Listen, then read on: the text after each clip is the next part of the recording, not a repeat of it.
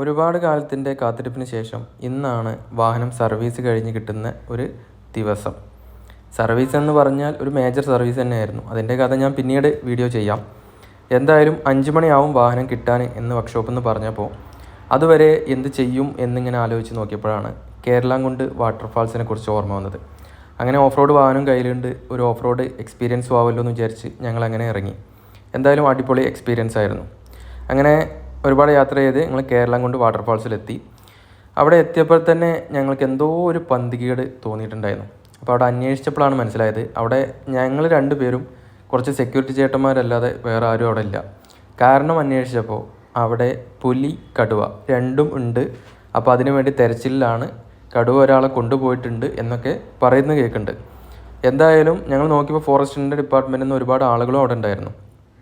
എന്തായാലും ഇത്തവണത്തെ പോക്ക് മുതലായി എന്ന് തന്നെ പറയാം. കാരണം പലതവണ പോകുന്ന സമയത്തും ഇവിടെ നല്ല തിരക്കായതുകൊണ്ട് നമുക്ക് കൃത്യമായി ആസ്വദിക്കാനോ ഒന്നും ഫോട്ടോ എടുക്കാനൊന്നും പറ്റാറില്ല. ഇത്തവണ ഞങ്ങൾ 2 പേര് മാത്രം. അപ്പോൾ അജയ് ഉണ്ടായിരുന്നു കൂടെ, പിന്നെ ഞാനും. 2 പേരും അടിച്ചു പൊളിച്ച് ഒരു മണിക്കൂർ 1.5 മണിക്കൂർ അവിടെ ചിലവഴിച്ചു. നല്ല അടിപൊളി പ്ലേസാണ് ഈ മലപ്പുറത്തുള്ള കേരളാംകുണ്ട് വാട്ടർഫാൾസ്. ഇതുവരെ പോകാത്തവരുണ്ടാവും എന്നെനിക്ക് തോന്നുന്നില്ല.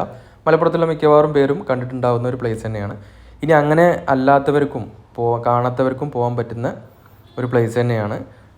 എൻ്റെ ഒരു അഭിപ്രായത്തിൽ മലപ്പുറത്തിൽ ഇത്ര ഭംഗിയുള്ളൊരു സ്ഥലം വേറെ ഉണ്ടോ എന്ന് ചോദിച്ചു കഴിഞ്ഞാൽ ഇല്ല എന്ന് തന്നെ പറയേണ്ടി വരും. കാരണം അത്രയും മനോഹരമായിട്ടുള്ള വാട്ടർഫാൾസും കാര്യങ്ങളൊക്കെ ഇവിടെ ഉണ്ട്. പക്ഷേ ഈ പ്രാവശ്യം പോകുമ്പോൾ, അതായത് ഈ ഒരു സമയത്ത് പോകുന്ന സമയത്ത് നമുക്ക് വെള്ളത്തിലിറങ്ങാനും പിന്നെ കുളിക്കാനൊന്നും കഴിയില്ല. സാധാരണഗതിയിൽ അവിടെയൊക്കെ ആളുകൾ ഇറങ്ങി കുളിക്കാറുണ്ട്. ഇപ്പോൾ മഴ ഉള്ള സമയമായതുകൊണ്ട് മഴവെള്ളപ്പാഴ്ചയിലൊക്കെ ഉണ്ടാവാനുള്ള സാധ്യതയുണ്ട്. പിന്നെ ഏത് ടൂറിസ്റ്റ് പ്ലേസിൽ പോവുകയാണെങ്കിലും അവിടെ ഇതുപോലെ പല കാര്യങ്ങൾ എഴുതി വെച്ചിട്ടുണ്ടാവും. അതൊക്കെ കൃത്യമായി വായിച്ച് മനസ്സിലാക്കാൻ മറക്കണ്ട. കാരണം ആ സ്ഥലത്തെക്കുറിച്ച് നമുക്ക് പരിചയമില്ലാത്തതാണെങ്കിൽ ഇതൊക്കെ ഉപകാരപ്പെടുന്ന ഒരു കാര്യം തന്നെയാണ്.